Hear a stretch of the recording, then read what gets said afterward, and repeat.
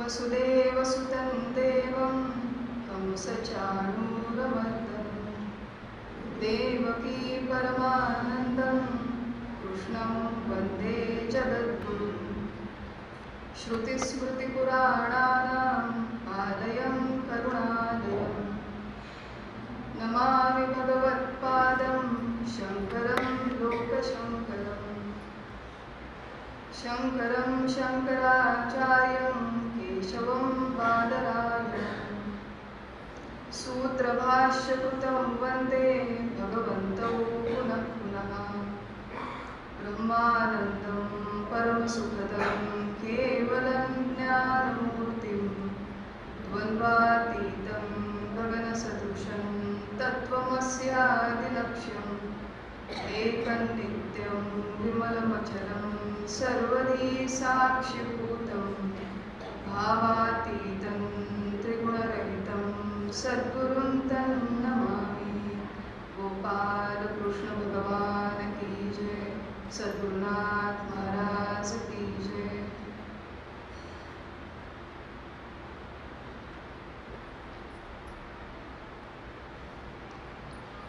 भगवान श्री गोपाल कृष्णांच्या चरणी वंदन करते।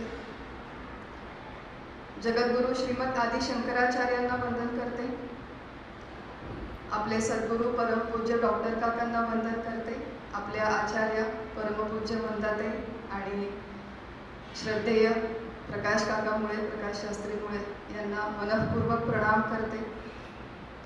सर्व आचार्यांना वंदन करते। आपणा सर्व श्रोत्यांना प्रणाम करते आणि परमपूज्य डॉक्टर काकांचे लेख आणि कविता असा विषय असलेल्या अभ्यास वर्गातील आजच्या या पुढच्या चिंतन पुष्पाला आपण शुभारंभ करूया। आध्यात्मिक स्वयंसूचना असं शीर्षक असलेला लेख आहे आणि शीर्षकच विचार करायला लावणार आहे। आपण याच्या आधीच्या चिंतनामध्ये बघितलं होतं आध्यात्मिक स्वयंसूचना। ऑटो सजेशन नावाची एक संकल्पना पाश्चात्य मानसशास्त्रामध्ये प्रसिद्ध आहे। ऑटो सजेशन, त्याचं भाषांतर, त्याचा अनुवाद म्हणजे स्वयंसूचना। मानसशास्त्रामध्ये काही मानसोपचार तज्ञ असणारे जे डॉक्टर आहेत ते मनोरुग्णांना बरे करण्यासाठी या प्रक्रियेचा वापर करतात। हल्ली बऱ्याच लोकांच्या मनामध्ये अनेक विघातक, हानिकारक, दुःखदायक, नकारात्मक विचार येतात। त्या नकारात्मक विचारांना बाजूला काढून सकारात्मक विचार, चांगले विचार त्यांच्या मनामध्ये यावेत, रुजू व्हावेत म्हणून मानसोपचार तज्ञ या प्रक्रियेचा उपयोग करतात। ऑटो सजेशन, स्वयंसूचना, ज्याच्यामध्ये डॉक्टर काही सूचना त्या रुग्णाला देतात, मनोरुग्णाला देतात। त्या सूचना त्यांनी स्वीकारून त्याचं स्वयंसूचनेत रूपांतर करावं आणि आपल्या मनाची स्थिती पालटावी असा या प्रक्रियेचा एक प्रमुख उद्दिष्ट आहे। प्रक्रियेच्या मागची पार्श्वभूमी आहे। ही पार्श्वभूमी घेऊन आपल्या सद्गुरूंनी एक लेख लिहिला, सुंदर कल्पना केली की व्यवहारातल्या स्वयंसूचना वेगळ्या आणि या आहेत आध्यात्मिक स्वयंसूचना। मानसशास्त्रातली ही जी संकल्पना आहे याला जोडून अजून एक दुसरी संकल्पना आहे, त्याला म्हणतात सोलोमन्स पॅराडॉक्स। सोलोमन नावाचा एक राजा अनेक वर्षांपूर्वी, अनेक हजार वर्षांपूर्वी होऊन गेला। या राजाला, हा प्रसिद्ध होता राजा, कारण की एखादी व्यक्ती संकटात सापडली असेल, प्रतिकूल परिस्थिती असेल तर त्या परिस्थितीतून मार्ग कसा काढावा, त्याच्यासाठी तर्कसंगत सुयोग्य विचार कसा करावा, संतुलित आचरण कसं करावं आणि त्या प्रसंगातून बाहेर कसं पडावं याचा उपदेश, याचा सूचना हा राजा इतरांना अतिशय उत्तम पद्धतीने देत असे। परंतु स्वतःच्या जीवनात जर ते प्रसंग आले तर त्याला त्या स्वतःच्याच सूचनेप्रमाणे वागता येत नसेल, त्याला पॅराडॉक्स म्हणतात, विरोधाभासी असणारं वर्तन, जे आपल्या सगळ्या लोकांची ही दैनंदिन जीवनामध्ये आपल्या प्रचितीची ही गोष्ट आहे। पॅराडॉक्सिकल बिहेवियर, की सूचना हा जो शब्द आहे घराघरातून सकाळी उठल्यापासून रात्री झोपेपर्यंत सगळे लोक एकमेकांना सूचना देतात। प्रत्येकाला अशी अपेक्षा असते की माझ्या सूचना इतरांनी ऐकाव्यात. कोणीच कोणाच्या सूचना ऐकत नाही आणि जो काही सावळा गोंधळ होतो त्याला आपण संसार असं म्हणतो. आपल्या सद्गुरूंनी इथे सांगितलेलं आहे, सुरुवातच केलेली आहे की स्वयंसूचना. अध्यात्मामध्ये प्रगती व्हायची असेल तर सगळ्यात आधी स्वतःला सूचना द्यायला शिका. मग त्या सूचना स्वतःच्या मनाने स्वतःला द्यायच्या नाही, तर शास्त्रांनी आणि संतांनी आपल्याला ज्या सूचना देऊन ठेवलेल्या आहेत त्या आधी ऐकून घ्यायच्या, त्या समजून घ्यायच्या, त्याचं स्वयंसूचनेत रूपांतर करायचं. म्हणजे दैनंदिन जीवनात वेगवेगळ्या प्रसंगांमध्ये शास्त्राचा, संतांचा हा उपदेश आठवायचा आणि प्रत्यक्ष आपली वागणूक त्याप्रमाणे बदलण्याचा आधी प्रयत्न करायचा. स्वयंसूचनातून स्वतःला बदलण्याचा प्रयत्न आधी करायचा. अजून एक महत्त्वाचा मुद्दा याच्यामध्ये आपले सद्गुरू अधोरेखित करतात. परमार्थ करणं आणि परमार्थामध्ये प्रगती करणं ही फार मोठ्या प्रमाणात आपली स्वतःची जबाबदारी आहे, कर्तव्य आहे आणि त्याच्यामध्ये आपले स्वतःचे प्रयत्न असले पाहिजे. आमचं काय होतं परमार्थामध्ये आणि अध्यात्मामध्ये, काकांचा शब्द आहे की एक प्रकारची बांडगुळी प्रवृत्ती निर्माण झालेली आहे. पॅरासाइट माइंडसेट म्हणतात त्याला. आम्ही एक नारळ घेणार, एक शाल घेणार, एखादं पाकिट घेऊन देवाच्या मंदिरात ठेवणार, सद्गुरूंच्या पुढे ठेवणार. आता पुढचं तुम्ही सगळं बघून घ्या. आत्ताच मंगेश दादांनी उल्लेख केला, 20 वर्षापूर्वी मी जसा होतो तसाच मी आत्ता आहे, पण तुम्ही आमचं सगळं बघून घ्या. इथे आपल्याला काका सूचित करतायत, आपल्याला एक प्रकारचा उपदेश करतायत की सगळ्यात आधी परमार्थामध्ये शास्त्रांनी आणि संतांनी दिलेल्या या सगळ्या सूचना ऐका, वाचा, समजावून घ्या. स्वतः संपूर्णपणे साधना करण्याचा, त्यानुसार आपलं जीवनाची घडी बसवण्याचा प्रयत्न करा. आणि त्या स्वयंसूचना आपण कशा वापराव्यात, आपण जीवन त्यानुसार कसं बसवावं, जीवनाची घडी कशी बसवून घ्यावी, अत्यंत साधनाभिमुख असणारा लेख आहे. काकांचा अतिशय लाडका शब्द आहे साधना. आपलं संपूर्ण जीवन साधनाभिमुख असावं काका म्हणतात. आणि त्या दृष्टीने या स्वयंसूचना आहेत.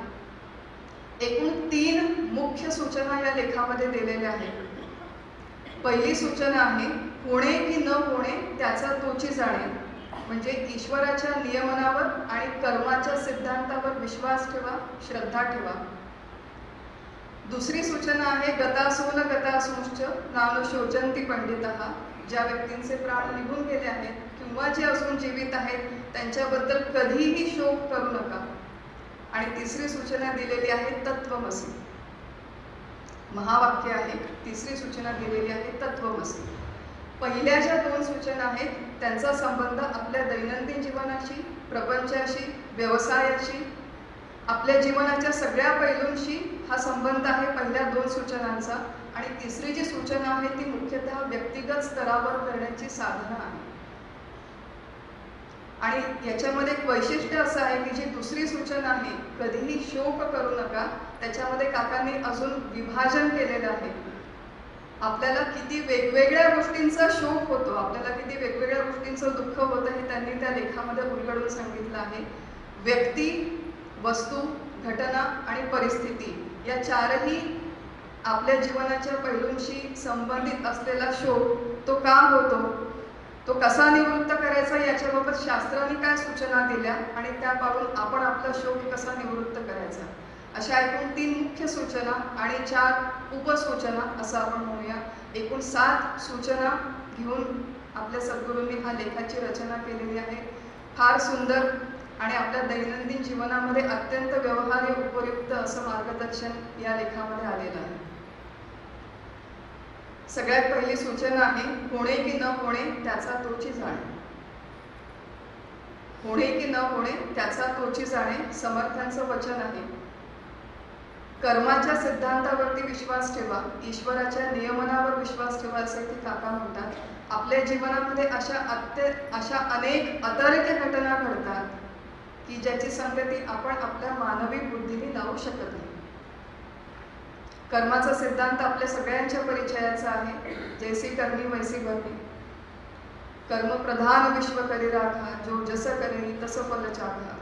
सगळ्यांना कर्माचा सिद्धांत माहिती आहे. हे माहिती असूनही आपल्या जीवनामध्ये जेव्हा अशा अतर्क्य घटना घडतात आपण त्याचा कितीतरी वेळ विचार करतो की हे माझ्या जीवनात का झालं, आणि त्याचं उत्तर इथे दिलेलं आहे, त्याचा तोची जाणे. हैदराबादमध्ये आमच्या घडलेली घटना आहे, साधारण 7-8 महिन्यांपूर्वी घडलेली घटना आहे. एक परिवार आहे, सत्य घटना आहे.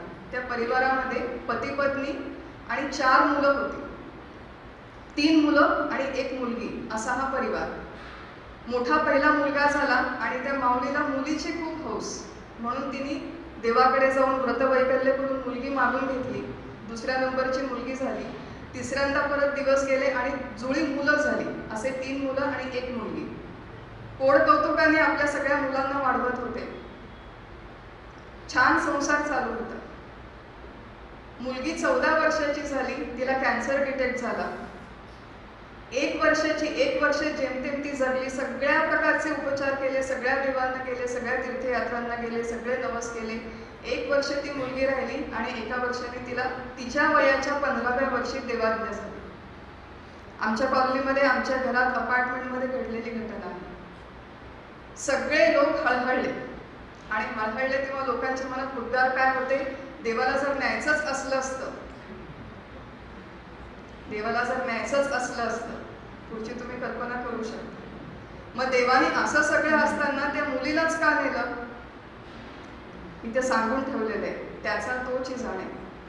अतर्क्य घटना आहेत, आपण याची संगती नाही लावू शकत. 2 जुळ्या बहिणी आहेत, एकाच घरामध्ये जन्मल्या, एकाच घरामध्ये वाढल्या. एक प्रकारचे संस्कार, एक प्रकारचं प्रशिक्षण मिळालं. दोघींनाही संगीताची आवड. दोघींनी बरोबर एका जागी एका शिक्षकाकडे गेल्या. 2-2, 3-3 तास रोज सराव केला, रियाज केला, मोठ्या झाल्या. एका बहिणीला मोठं झाल्यावरती अमाप प्रसिद्धी मिळाली, लोकप्रियता मिळाली, पैसा मिळाला, मान मिळाला. आणि दुसरी जी मुलगी होती, तिचं गाणं ऐकायला तिच्या घरातले लोक सुद्धा तयार नव्हते. असं का झालं? सगळं जर समान आहे बाकीचं, तर एकाला जास्त यश आणि एकाला अपयश असं का होतं आपल्या जीवनामध्ये? त्याचा तोची जाणे इथे सांगून ठेवलेला आहे. भारत आणि ऑस्ट्रेलिया 2024ची वर्ल्ड कप फायनल आठवते सगळ्यांना? जे लोक क्रिकेटचे प्रेमी असतील त्यांना आठवत असेल. सेमी फायनल पर्यंत सगळ्या मॅचेस जिंकलो आणि फायनलच्या दिवशी काय झालं? त्याचा तोची जाणे इथे सांगून ठेवलेला आहे की कर्माचा हा सिद्धांत आहे. अशा काही अनेक घटना असतात ज्याची संगती आपल्याला मानवी बुद्धीने लावता येत नाही. आणि परमपूज्य काकांचं या लेखामध्ये आपल्याला सांगणं आहे की अशा अतर्क्य घटनांचा विचार करत बसण्यापेक्षा, अनावश्यक चिंतन करण्यापेक्षा कर्माचा जो मूळ सिद्धांत आहे त्याच्याकडे लक्ष द्या आणि त्याप्रमाणे आपल्या जीवनात वागण्याचा प्रयत्न करा. मूळ सिद्धांत काय आहे?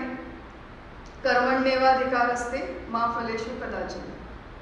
मग आपल्यासारखे सामान्य लोकांच्या मनात जेव्हा असे प्रश्न येतात की आता मी नेमकं कसं वागू, माझ्याच बरोबर असं का झालं, या सगळ्यांचं ॲनालिसिस करत बसण्यापेक्षा सगळ्यात पहिला भाग आहे, आपल्याला भगवद्गीतेने सूचना दिलेली आहे, त्वम नियतम कर्म करू. तुझ्या वाटेला आलेलं काम तू अत्यंत व्यवस्थितपणे, चोखपणे पार पाड.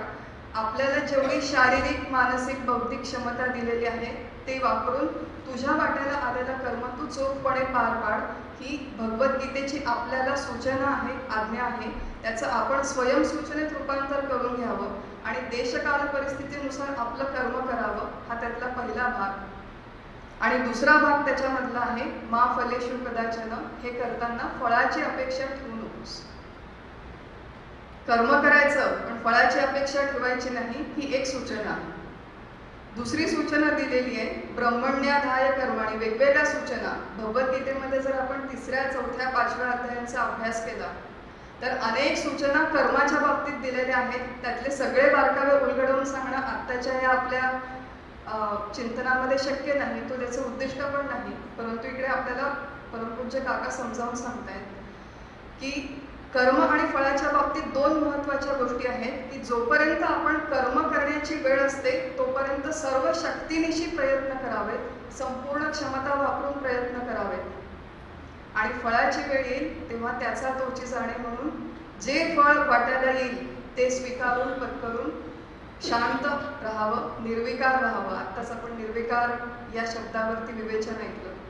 निर्विकार का राहत नाही आपण? कारण की अर्ध्यापेक्षा अधिक वेळेस आपल्या मनामध्ये काय होईल, कसं होईल, असं होईल की नाही, तसं होईल की नाही, माझ्या मनाप्रमाणे होईल की नाही, बघा, सगळे प्रयत्न जरी आपण सगळ्या शक्तीनिशी केले तरी अशा अनेक घटना असतात. कधी भूकंप होतो, कधी पूर येतो, कधी एखाद्या माणसाचा अपघात होतो, कधी एखादा आजारी पडतो. मग या सगळ्या घटना येतात, मध्ये व्यत्यय येतो आणि आपल्या मनासारखं फळ आपल्याला मिळत नाही, म्हणून आपण अस्वस्थ होतो. म्हणून इथे सांगण्यात चालू आहे की ही अस्वस्थता आपल्याला जर कमी करायची असेल, आता पुढचा प्रश्न आहे, आपल्याला आपल्या जीवनातली अस्वस्थता खरंच कमी करायची आहे का? खरंच कमी करायची आहे का आपल्याला आपली अस्वस्थता?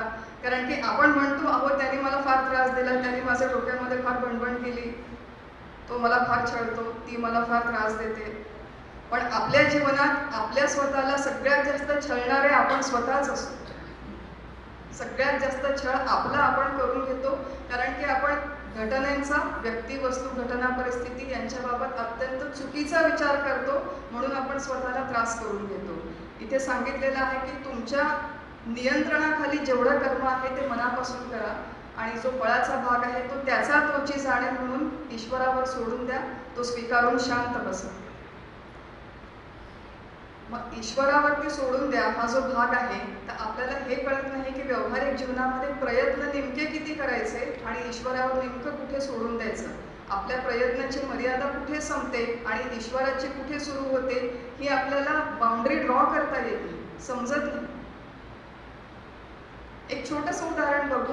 आजारी मी पडलेली आहे, माझ्या घरातली व्यक्ती आजारी आहे, तिला डॉक्टरकडे घेऊन जाणं, एक सोडून 2 किंवा 3 डॉक्टरकडे घेऊन जाणं, कन्सल्टेशन करणं, त्याप्रमाणे औषधं घेणं, सर्जरी करणं, हा सगळा प्रयत्नाचा भाग आहे. जेवढी माझ्याकडे क्षमता आहे त्यानुसार आपण तो आजार ट्रीट करण्याचा प्रयत्न करावा. आणि माझी क्षमता जेव्हा संपते, विशेषतः आर्थिक क्षमता, म्हणजे माझ्या शेजारची मैत्रिणी ती तिच्या आईला दाखवायला लंडनला घेऊन जाते, पण माझ्याकडे पैसे आहेत का लंडनला घेऊन जायला? माझ्याकडे जेवढी क्षमता आहे तेवढं त्या आजारावरती ट्रीटमेंट करायचा प्रयत्न केला की त्याच्यानंतर आजार बरा झाला तरी तोची जाणीव आणि बरा नाही झाला तरी तोची जाणीव. अजून एक फार छान मुद्दा याच्यामध्ये लेखामध्ये काकांनी सांगून ठेवलेला आहे. बघा, आपल्या घरामध्ये बऱ्याचदा असं होतं, बरेच लोक खूप सत्प्रवृत्तीचे असतात, सज्जन असतात, शांत असतात आणि त्यांच्याच वाट्याला नेमके धटिंगण लोक आहेत. कसं वागायचं धटिंगण लोकांशी हा प्रश्न असतो व्यवहारामध्ये. धटासी वावे धट, उद्धटासी उद्धट, खटनटासी खटनट, समर्थांनी सांगून ठेवलंय. पण केव्हा एकदा मागे परमपूज्य काकांना हा प्रश्न विचारला होता की समर्थांनी सांगितलंय की स्वये सर्वदा नम्र वाचे वदावे आणि सांगितलंय धटासी व्हावे धट, मग आता आम्ही नेमकं कसं वागायचं, म्हणजे नम्रतेने बोलायचं का धटासारखं वागायचं? तेव्हा काकांनी एका वाक्यात उत्तर दिलं होतं, फार छान उत्तर होतं. It depends on what is at stake. काका म्हणाले होते, it depends on what is at stake. मी लोकलच्या एखाद्या डब्यामध्ये गेले आणि माझी जागा मी तिथे पकडून ठेवली होती रुमाल टाकून, तो रुमाल काढून तिथे 6 धटिंगण लोक येऊन बसले, तर मी त्या 6 लोकांशी फायटिंग करू शकणार आहे का? माझ्या घरामध्ये जर एखादा धटिंगण येऊन बसला तर त्याच्याशी मी फायटिंग करावी का? त्याच्याशी करावी, कारण की तो माझ्या घरामध्ये येऊन बसलेला आहे. काका म्हणाले होते, it depends on what is at stake. खूप महत्त्वाचं वाक्य आहे कर्माच्या या सिद्धांतामध्ये की आपल्याला दिलेल्या देशकाळ परिस्थितीमध्ये जे काही करणं शक्य आहे ते अवश्य करावं आणि त्याच्यानंतरची जी काही फळं आहेत ती भगवंतावरती, ईश्वरावरती सोडून द्यावं. सगळ्यात महत्त्वाचं म्हणजे कुठल्याही माणसाला, कुठल्याही परिस्थितीला, कुठल्याही व्यक्तीला आपल्या जीवनात ज्या काही घटना होतात त्याच्यासाठी कधीही दोषी ठरवू नये. अनेक जणांना, अनेक परिवारामध्ये आजकाल हे बघायला मिळतं की एखादी व्यक्ती आजारी पडते, एखाद्या व्यक्तीचा मृत्यू होतो, तू काळजी घेतली नाही म्हणून तिचा मृत्यू झाला, तू नीट बघितलं नाही म्हणून ती आजारी पडली, असं इतर लोक एकमेकांना दोष देतात आणि ती व्यक्ती सुद्धा स्वतःला दोष देते की माझ्यामुळे हे झालं. आपण जर आपलं कर्तव्य व्यवस्थित केलं असेल तर आजार बळराग होणं न होणं हे भगवंताच्या हातामध्ये आहे, त्याचा तोची जाणीव ही पहिली आध्यात्मिक सूचना आहे. आणि बघा, ज्या प्रकारे या लेखामध्ये काकांनी रचना केलेली आहे की पहिल्या 2 सूचना जोपर्यंत आपण व्यवस्थितपणे स्वयंसूचनेत रूपांतर करून पाळायला शिकणार नाही तोपर्यंत 3ऱ्या सूचनेपर्यंत आपण पोहोचू शकणार नाही. तत्वमसीचं जर आपल्याला स्वयंसूचनेत रूपांतर करून घ्यायचं असेल तर आधी हे सगळ्या फाउंडेशनल गोष्टी आहेत, महत्त्वाच्या गोष्टी आहेत. पहिली आहे की त्याचा तोची जाणे स्वीकार करा. आणि दुसरी सूचना जी फार महत्त्वाची आहे, आपल्या सगळ्यांच्या आस्थेचा आणि जिव्हाळ्याचा विषय आहे, तो म्हणजे दुःख. तुम्ही म्हणाल की आता हे उलटच सांगते, कालपर्यंत आपण ऐकलं होतं की आपल्या सगळ्यांच्या आस्थेचा विषय आहे सुख, आणि आज म्हणते की आपल्या सगळ्यांच्या आस्थेचा विषय आहे दुःख. असं का बरं? कारण की याच्यामध्ये भगवंतांनी मुख्य सूचना केलेली आहे की तू कधीही शोक करू नको. ज्या व्यक्तींचा मृत्यू झाला, गत असुभू, ज्यांचे प्राण निघून गेले किंवा अजून ज्यांचे प्राण शिल्लक आहेत म्हणजे जे जीवित आहेत, अशा व्यक्तींच्या बद्दल पंडित लोक कधीही शोक करत नाही, असं ते मूळ वचन आहे. पंडित शब्दाची व्युत्पत्ती आपल्याला आचार्यांनी सांगितले की आत्मविषया बुद्धी, पंडा नाम आत्मविषया बुद्धी, म्हणजे जे विचारवंत समजूतदार आत्मविषयक बुद्धी झालेले लोक असतात ते कधीही शोक करत नाही. मग याचं उलट केलं तर काय होतं? जर मी शोक करत असेल याचा अर्थ काय होतो? अजून माझी आत्मविषयक बुद्धी झालेली नाही, अजून हा विचार कसा करायचा हे मला कळलेलं नाही. आणि माणसाचं जीवन असं म्हटलं, इतकं विचित्र जीवन आपण जगतो, इतकं विचित्र जीवन आपण जगतो. आपण म्हणतो आमच्या जीवनात खूप दुःख आहे, माझं दुःख तुम्हाला काय माहिती.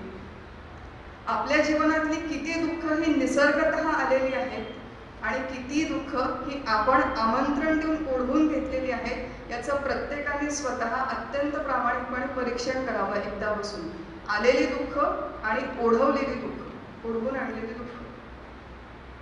खूप वर्षांपूर्वी हिंदी एक गझल होती, खूप लोकप्रिय होती, रंजिशे सही, सगळ्यांना कल्पना आहे, दिल ही दुखाने केली आहे. म्हणजे माझं मन मोडण्यासाठी, माझं मन दुखवण्यासाठी तू परत एकदा माझ्या जीवनात ये. कधी काळी 20 वर्षांपूर्वी ही व्यक्ती मला सोडून गेली, मला खूप दुःख झालं, ते एकदा दुःखी होऊन माझं पोट भरलं नाही, म्हणून किती दळभद्री लक्षण आहे बघा. इकडे तुकाराम महाराज म्हणतात आनंदाचे डोहे आनंद तरंग, आणि आम्ही म्हणतो की मला परत परत दुःख देण्यासाठी तू परत परत माझ्या जीवनामध्ये ये. एक खूप प्रसिद्ध आपले आर्याताई आंबेकर म्हणून आहे, त्यांचं गाणं आहे, कितीदा नव्याने, आणि पुढे काय, डोळ्यातले पाणी नव्याने वहावे. युट्यूबवरती जाऊन तुम्ही बघितलं तर या गाण्याला 10 लाख 15-20 लाख पेक्षा जास्त व्ह्यूज आहेत. याच आर्याताई आंबेकरांनी आपल्या संत ज्ञानेश्वरांच्या ओव्या गायलेल्या आहेत. जाणे अजमी अजर, अक्षयमी अक्षर, त्याला 50,000 सुद्धा व्ह्यूज नव्हते मागच्या वेळेस मी बघितलं ते. आपण कन्झ्युमर म्हणून काय कन्झ्युम करतो? असे दळभद्री गाणे बघत बसलो तर त्या तत्वमसीपर्यंत कधी आपली गाडी जाईल? डोळ्यातले पाणी सारखं सारखं वाहत राहिलं तर कधी गाडी जाईल? ही जी सगळी दुःख आहे ही आपल्या जीवनात आलेली आहे का आपण ओढवून घेतलेली आहेत? ओढवून घेतलेली दुःख आपण साधा बेसिक विचार जरी केला थोडासा, तर ती आपल्याला हळूहळू विचाराने कमी करता येतात. हा पहिला भाग. आणि दुसरा भाग, या दुःखाच्या मध्ये काकांनी अजून त्याची उलगड करून सांगितलेलं आहे की आपण किती प्रकारे दुःखी होतो, स्वतःला करून घेतो. एक व्यक्ती, वस्तू, घटना आणि परिस्थिती, हे चारही आपल्या जीवनातले घटक, त्यांच्या बाबतीत आपण कसा विचार करतो? वस्तूंच्या बाबतीतला विचार, वस्तूंच्या बाबतीतला विचार काकांनी वेगळ्या शब्दांमध्ये मांडणी केली, आपण थोडी वेगळ्या शब्दांमध्ये बघू की अनुकूल वस्तूचा वियोग झाला की दुःख होतं. अनुकूल वस्तू दुसऱ्या कोणाच्या घरी गेली, तिच्याशी संयोग झाला तरी दुःख होतं, आणि प्रतिकूल वस्तूचा माझ्याशी संयोग झाला तरी दुःख होतं. लक्षात आलं सगळ्यांच्या? अनुकूल वस्तूचा वियोग माझ्याशी, अनुकूल वस्तूचा दुसऱ्याशी संयोग आणि प्रतिकूल वस्तूचा माझ्याशी संयोग, असं तीनही झालं तर आपल्याला दुःख होतं. याच्या बाबतीत आपल्याला गीतेने सूचना देऊन ठेवलेल्या आहे. थोडी उदाहरणं बघू म्हणजे कळेल. अनुकूल वस्तूचा वियोग झाला की दुःख होतं, आपल्याला रोजच्या परिचयातली गोष्ट आहे. ज्या घरात आम्ही राहतो हैदराबादमध्ये, ते वरच्या मजल्यावरचं घर आहे. खूप हौशेने घेतलं हो आम्ही, जास्तीचे पैसे देऊन घेतलं, कारण की तेव्हा त्या घराच्या बाल्कनीत बसून असं एक स्वप्न होतं माझं की असं आपण छान चहा प्यावा आणि समोर सूर्योदय बघावा. रोज आम्हाला सूर्योदय दिसायचा, म्हणून जास्त पैसे देऊन ते घर घेतलं. 3 वर्ष बाल्कनीत बसून चहा पिताना असं वाटायचं कितीही पानसट चहा झाला तरी तो अमृत तुल्य असं वाटायचं, कारण की समोर सूर्योदय होता. मग 3 वर्षांनी काय झालं, आमच्या घराच्या बाल्कनीच्या समोर एक खूप मोठी बिल्डिंग उभी राहिली आणि आम्ही काय म्हटलं की त्या बिल्डिंगने आमचा सूर्योदय खाल्ला. आता त्याच बाल्कनीत मागच्या 7 वर्ष झाले आम्ही बसतो आणि कितीही अमृततुल्य चहा झाला तरी तो आम्हाला पानसटच वाटतो. हे जे दुःख आहे, अनुकूल वस्तू, मला सूर्योदय बघताना चहा प्यायचा, ही अनुकूल वस्तूचा वियोग झाला. हे आलेलं दुःख आहे का ओढवून आणलेलं दुःख आहे? कुठलीही अनुकूल वस्तू 24 तास आपल्याकडे राहणं शक्य आहे का? बरं, अनुकूल वस्तूचा दुसऱ्याशी संयोग झाला की काय होतं बघा. माणसाचं जीवन हे कसं विचित्र जीवन आपण जगतो आणि हे जोपर्यंत या दुःखातून आपली निवृत्ती आपण करून घेत नाही तोपर्यंत ती शेवटची सूचना आपल्याला पाळणं कधीही शक्य नाही. म्हणून याचा विचार आधी जास्त करायचा. ही पूर्वतयारी आहे सगळी. परमपूज्य काकांचं एक खूप छान वाक्य की माझ्या आनंदाला धक्का लावण्याचा अधिकार मला सुद्धा नाही, इतरांना तर नाहीच नाही, पण मला सुद्धा माझ्या आनंदाला धक्का लावण्याचा अधिकार नाही. आणि तो आपण किती वेगवेगळ्या प्रकारे लावून घेतो त्याची थोडीशी गंमत बघू. हैदराबादला माझ्या 2 मैत्रिणी आहेत. एकीचं नाव आहे निशी आणि दुसरीचं नाव आहे निलिमा. हैदराबादला बघ, हैदराबादच्या मैत्रिणी. एक दिवस मला माझ्या मैत्रिणीने फोन केला निशीनी, अगं ऐकलंस का? आता हे जे आहे आपल्या अतिशय परिचयाचं की 2 व्यक्तींनी एकत्र यायचं आणि तिसऱ्या व्यक्तीबद्दल काहीतरी फुसफुस करायची. हा आपल्या जिव्हाळ्याचा विषय, सगळ्यांच्या जिव्हाळ्याचा विषय. निशी म्हणते, अगं ऐकलंस का? म्हटलं काय ग? ती निलिमा आहे ना, हैदराबादची बरं. त्या निलिमाच्या आत्ता लग्नाला 25 वर्ष पूर्ण झाली आणि तुला माहितीये का, तिचे जे पती होते त्यांनी तिला सरप्राईज गिफ्ट दिलं. काय दिलं? 25 तोळे सोनं घेऊन दिलं.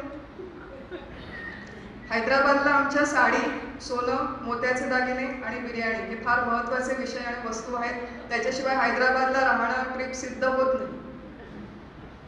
किती एखादी महिला, एखादी भगिनी भाग्यवान असू शकते हो. म्हणजे बघा तुम्ही, एक तर तिच्या नवऱ्याला त्यांची मॅरेज अॅनिव्हर्सरीचं तारीख लक्षात राहते.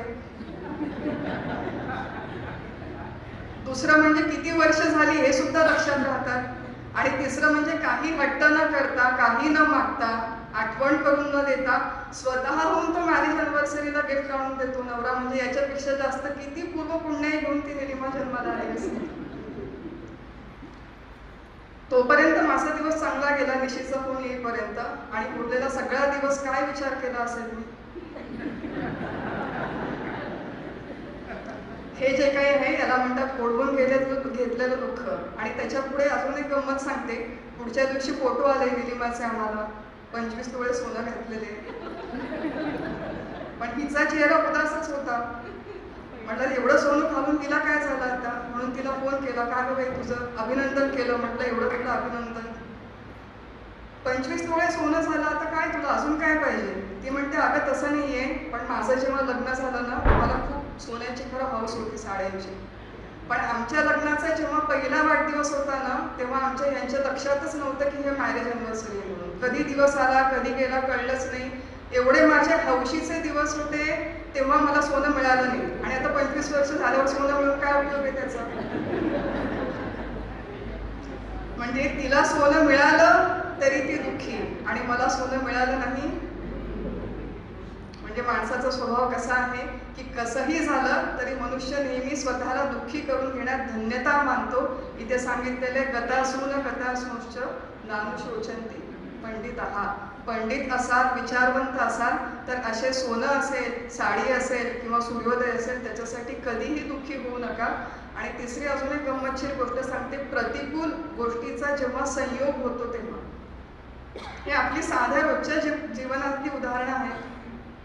महाशिवरात्रीचा नुकताच उपवास झाला आणि महाशिवरात्रीच्या उपवासामध्ये सकाळी उठल्या उठल्या आता मंगेश दादांनी सांगितलं तसं आद्य कर्तव्य असल्याप्रमाणे मी फोन उघडला आणि व्हॉट्सॲप चेक केलं महाशिवरात्रीच्या दिवशी.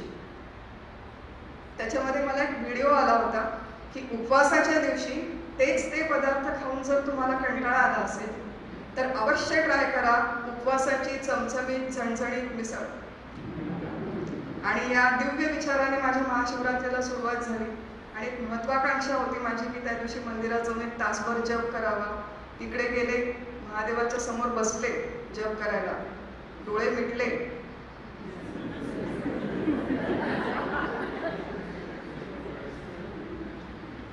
याला आलेलं दुःख म्हणतात की ओढवून आणलेलं दुःख म्हणतात.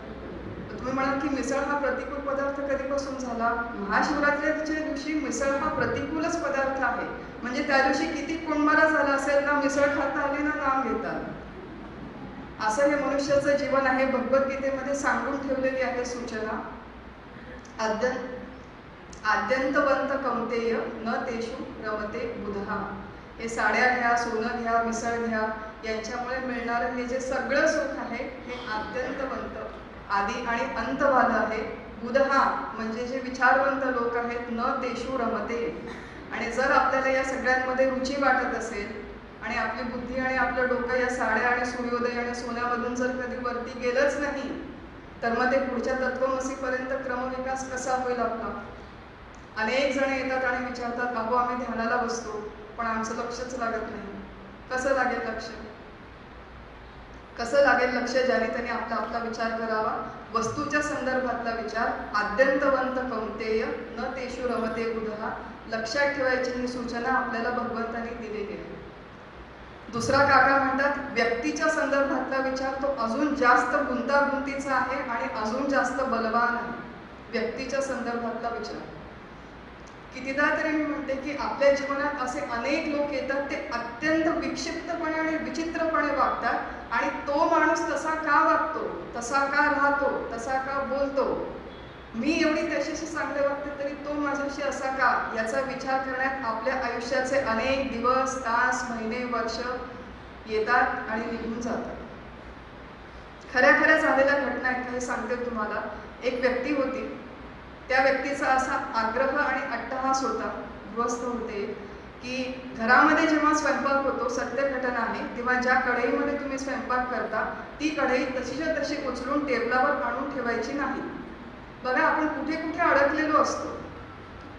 मग ती कढई एका काचेच्या किंवा कुठल्या तरी स्टीलच्या भांड्यात सर्विंग वेसलमध्ये तुम्ही काढून आणा, इथे टेबलवरती ठेवा, असा त्या व्यक्तीचा आग्रह होता. एक दिवशी ती माऊली कधीतरी कामात होती, दुसऱ्या विचारात होती, विसरली आणि तिने तशीच्या तशी कढई आणून टेबलवर ठेवली. हे जे गृहस्थ होते, सद्गृहस्थ, त्यांनी ती कढई उचलली आणि तशीच्या तशी त्याच्या आतमधल्या अन्नासकट खिडकीच्या बाहेर फेकून दिली. ही प्रत्यक्ष झालेली घटना आहे. त्या माऊलीशी माझं बोलणं चालू होतं की असे का वागतात माझे पती आणि आता मी काय करू यांच्या या स्वभावाला. असा जेव्हा प्रश्न आपल्या मनामध्ये येतो आणि या प्रश्नामुळे आपण जेव्हा अस्वस्थ होतो की ही व्यक्ती अशी विक्षिप्तपणे का वागते, त्याचं उत्तर इथे देऊन ठेवलेलं आहे. देही ज्या गुणाचे प्राधान्य तैसेची कर्म उपजे जाणं. जगातली प्रत्येक व्यक्ती आपल्या सकट, इथे काका सांगतात, की त्रिगुणांच्या प्रभावाखाली असते. मग आपल्याला या जगामध्ये राहून व्यवहार करून जर परमार्थ करायचा असेल तर फार महत्त्वाची गोष्ट की प्रत्येक व्यक्ती जेव्हा आपल्या समोर येते तेव्हा तिच्याकडे व्यक्ती म्हणून न बघता, काकांनी एक फार छान शब्द वापरलाय की त्रिगुणांचं कॉम्बिनेशन म्हणूनच त्या व्यक्तीकडे बघायचं. देह म्हणून नामरूपधारी व्यक्ती म्हणून बघायचं नाही. हे एक त्रिगुणांचं विशिष्ट कॉम्बिनेशन आहे जे आज आता माझ्या समोर उभा आहे. आज तो तमोगुणाच्या प्रभावाखाली आहे म्हणून असा वागला, आज तो रजोगुणाच्या प्रभावाखाली आहे म्हणून असा वागला. तो असा का वागला, ती अशी का वागते, याचा विचार करण्यात आपण आपल्या आयुष्याचा किती वेळ फुकट घालवायचा, हा साधक म्हणून ज्याने त्याने विचार करावा. या सगळ्या आध्यात्मिक प्रगती होण्यासाठी दिलेल्या स्वयंसूचना आहेत. सो पहिला भाग आहे की ती व्यक्ती त्रिगुणाच्या प्रभावाखाली आहे हा विचार करायचा. दुसरा भाग आहे की आपण दुसऱ्यांबद्दल नाही तर आपण स्वतःबद्दलही बऱ्याचदा हा विचार करतो की मी अशी का वागले, मला असं बोलायचं नव्हतं तिला, मला असं रागवायचं नव्हतं, मला खेकसायचं नव्हतं, पण मी मन दुखवलं. एका विशिष्ट प्रसंगात मी अशी का वागले. तर याची दोन उत्तर आहेत. एक आहे की त्यावेळेस माझ्यावरती रजोगुणाचा तमोगुणाचा प्रभाव होता, देहीच्या गुणाचे प्राधान्य. पण एवढं म्हणून नुसता पळ काढायला आपल्याला परवानगी दिलेली नाहीये आपल्या सद्गुरूंनी. त्यांनी एका दुसऱ्या ओळीची सूचना आपल्याला इथे सांगून ठेवलेली आहे की तू गुणत्रयाते अव्हेरी. फार सुंदर शब्द आहे तो, अव्हेर कर. तुझ्या आतमध्ये जे 3 गुण आहेत ते तुला कायम वेगवेगळ्या प्रेरणा देत राहतील. सत्वगुण, रजोगुण, तमोगुण याच्यापैकी जो गुण ज्या वेळेस बलवान असेल तो गुण तशी प्रेरणा देईल, तसंच वागण्याची तुला बुद्धी होईल. पण स्वतःला हे कन्सेशन नाही घ्यायचं की अहो मी ना तमोगुणाच्या प्रभावाखाली होते म्हणून मी ओरडले, त्याच्यात काय ओळख, असं नाही. ओळखायचं आणि स्वतःमधलं 3 गुणांचं जे कॉम्बिनेशन आहे, परवाच मी कोणाच्याकडून तरी शब्द ऐकला, 3 गुणांची केमिस्ट्री आपल्या आतली ती बदलण्याचा विचारपूर्वक, जाणीवपूर्वक प्रयत्न करायचा, या स्वयंसूचना आहेत. दुसऱ्या व्यक्तीला केवळ तो 3 गुणांचं कॉम्बिनेशन म्हणून स्वीकारायचं आणि स्वतःमधलं जे कॉम्बिनेशन आहे ते विचारपूर्वक आपल्या आध्यात्मिक प्रगतीच्या दृष्टीने बदलण्याचा प्रयत्न करायचा. आणि व्यक्तीच्या बाबतीत अजून एक छान सूचना काकांनी देऊन ठेवलेली आहे की एखादी व्यक्ती अशी विक्षिप्त विचित्र का वागते.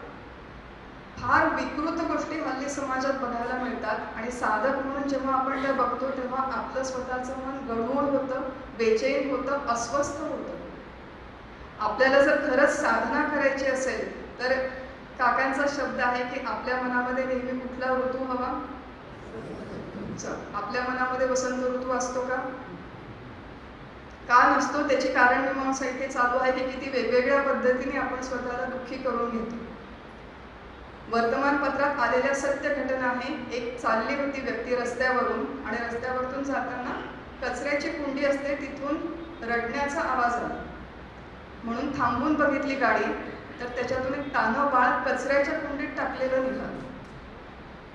दुसरी घटना माझ्या मैत्रिणीने सांगितली होती की हल्ली बऱ्याच घरांमध्ये माता पिता वृद्ध झालेले आहेत. खरी घटना आहे, आपल्याला हळहळ वाटते पण हे वास्तव आहे.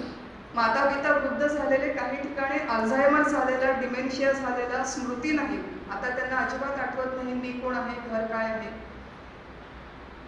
85-90 वर्ष वय होऊन गेलं. या मुलांना काही कारणाने सांभाळता येत नव्हतं. म्हणून या वृद्ध माता पित्या जे कोणी आहेत त्यांना वन वे तिकीट काढून ट्रेनमध्ये बसवलं. त्यांच्याकडचे सगळे ID कार्ड्स काढून घेतले आणि त्यांना ट्रेनमध्ये बसवून सोडून दिले. कुठे उतरायचं माहिती नाही, परत कसं जायचं माहिती नाही. मग काही अशा केसेस आहेत ज्याच्यामध्ये आईवडील मुलांना टाकून देतात, काही अशा केसेस आहेत ज्याच्यामध्ये मुलं आईवडिलांना टाकून देतात. अशा घटना आपण जेव्हा वाचतो, ऐकतो, बघतो आपल्या परिवारात, समाजात, तेव्हा आपलं मन कसं होतं. आपल्या जीवनात जरी ही घटना घडली नाही, समाजात घडली आहे, तरी ते बघून काय चाललंय, आपण माणसाच्या समाजात राहतो का जनावरांच्या समाजात राहतो. अशा प्रकारचे विचार आपल्या मनात येतात, विषण्ण करतात आपल्याला आणि विषण्ण मनाने साधना होणं शक्य नाही, तत्त्वमसीचं चिंतन होणं शक्य नाही. म्हणून इथे एक फार मोठा शास्त्र सिद्धांत सांगून ठेवलेला आहे, आत्मनस्तु कामाय सर्वं प्रियं भवति. मनुष्य जे दुसऱ्यावरती प्रेम करतो ते केवळ स्वतःच्या सुखासाठी करतो. आईवडील मुलांवर जे करतात, मुलं आईवडिलांवर जे करतात, पती पत्नीवर, पत्नी पतीवर, भाऊ बहीण, कुठलंही नातं जगातलं घ्या, दुसऱ्या व्यक्तीवरचं प्रेम हे केवळ स्वतःला ती व्यक्ती अनुकूल आहे, स्वतःला ती व्यक्ती प्रेम देते तोपर्यंत ते, स्वतःला ती व्यक्ती सुख देते तोपर्यंत प्रेम आहे. आणि एकदा ती व्यक्ती मला प्रतिकूल झाली की ते प्रेम नष्ट होतं आणि मग समाजामध्ये अशा घटना होतात. म्हणून काकांनी ती फार मोठी छान सूचना देऊन ठेवलेली आहे की अशा प्रकारे जर काही विक्षिप्त विचित्र घटना समाजात बघायला मिळाल्या तर एक तर त्रिगुणांचा विचार करा किंवा आत्मनस्तु कामाय या सिद्धांताचा विचार करा. महत्त्वाची गोष्ट आहे की स्वतःला विचलित होऊ देऊ नका. स्वतः जर विचलित होत असाल तर हे पुढचं काही होणार नाही. स्वतःला विचलित होऊ देऊ नका. आणि जो विचार आपण वस्तूच्या बाबतीत बघितला, व्यक्तीच्या बाबतीत बघितला, एक अजून घटनेच्या बाबतीतला बघू आणि पुढे जाऊ. फार मोठं सुंदर विश्लेषण केलेलं आहे की घटना, काका म्हणतात की एकूण 3 प्रकारच्या घटना असतात. काही नियोजनपूर्वक घडवून आणलेल्या घटना, काही निसर्गतः घडलेल्या घटना आणि काही अचानक ध्यानीमध्ये नसताना घडलेल्या घटना. अशा 3 प्रकारच्या घटना मानवाच्या जीवनात होतात. यापैकी कुठल्याच घटनेवर सामान्य माणसाचं काहीही नियंत्रण नसतं जेव्हा ती घडते तेव्हा. नियोजनपूर्वक घडवून आणलेल्या घटना. CAA नावाचं बिल आपल्याकडे पास झालं होतं, त्याच्या विरुद्ध अनेक सगळे राजकीय निदर्शन झाले. याच्यावरती आपलं सामान्य माणूस म्हणून काही नियंत्रण आहे का? तिकडे ट्रम्प आणि झेलेन्स्कीचं मोठं वादावादी झाली, त्याच्यावर आपलं काही नियंत्रण आहे का? नियोजनपूर्वक घडवून आलेल्या घटना, निसर्गतः घडलेल्या, भूकंप किंवा महापूर करोनासारखी महामारी. आणि तिसरी की अचानक काही ध्यानीमनी नसताना घडलेल्या घटना.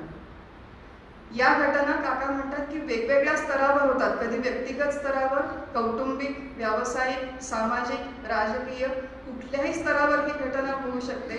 आणि आपण असे आहोत की आपल्याला वाचल्याशिवाय राहवत नाही आणि वाचल्यावरती डिस्टर्ब झाल्याशिवाय आपण राहू शकत नाही. म्हणजे एकतर ते पैसे देऊन विकत घेतल्यासारखं दुःख तशातला हा प्रकार आहे. अशा अनेकविध घटना आपण वाचतो, बघतो, ऐकतो. आणि एक फार सुंदर काकांनी त्याच्यावरती शब्द वापरलेला आहे की त्या घटनेबाबतीत सामान्य माणसांनी शक्य असेल तर ती बदलण्याचा प्रयत्न करावा त्याच्या क्षमतेनुसार, आणि शक्य नसेल, सामर्थ्य आहे चळवळीचे, असा त्यांनी इथे सूचना दिलेली. शक्य असेल, क्षमता असेल तर एखादी चळवळ उभी करा, आणि चळवळ उभारण्याची क्षमता नसेल तर चुळबुळ करू नका. आमच्या घरी हैदराबादला आम्ही AC रूममध्ये, कॉफी टेबलमध्ये हातामध्ये पन्हं, आता उन्हाळ्याचे दिवस आहे, पन्हं घेऊन समोर बाजूला बटाटे वडे वगैरे घेऊन बसतो आणि चर्चा करतो. कुठल्या विषयाची चर्चा करतो? हल्ली काय हो, आपल्या वैदिक सनातन हिंदू धर्मावर केवढे आक्रमण होतात, म्हणजे बाकीच्या परकीय धर्माचे लोक येऊन केवढे आपल्या मुलांचे डोके फिरवतात आणि केवढे त्यांच्यावर चुकीचे संस्कार करतात. तुम्ही काय करता? आम्ही घरी बसून चहा कॉफी पितो. सामर्थ्य आहे चळवळीचे. आपली गुरुभगिनी आहे सौ शमिका कुलकर्णी. प्रत्यक्ष घडलेली घटना आहे की चळवळ एखादा सामान्य माणूस कशी करू शकतो व्यक्तिगत स्तरावर. आपण काही कोणी आर्मीवाले लोक नाही, आपण जाऊन बाउंड्रीवरती लढू शकणार नाही. आपण काय करू शकतो याचं हे उदाहरण आहे. आपल्या परिवारातल्या भगिनी सौ शमिकाताई कुलकर्णी, त्यांची मुलगी जान्हवी ही 5वी मध्ये 6वी मध्ये असेल. तिच्या शाळेमध्ये त्या मुलीला एक दिवस एक लोकांची टीम आली आणि शाळेमधल्या सगळ्या मुलांना फुकट बायबल वाटलं. ही मुलगी घरी बायबल घेऊन आली. आईने विचारलं की बायबल कुठून आलं? ती म्हणाली, आज आम्हाला फुकट एका टीमने देऊन दिलं.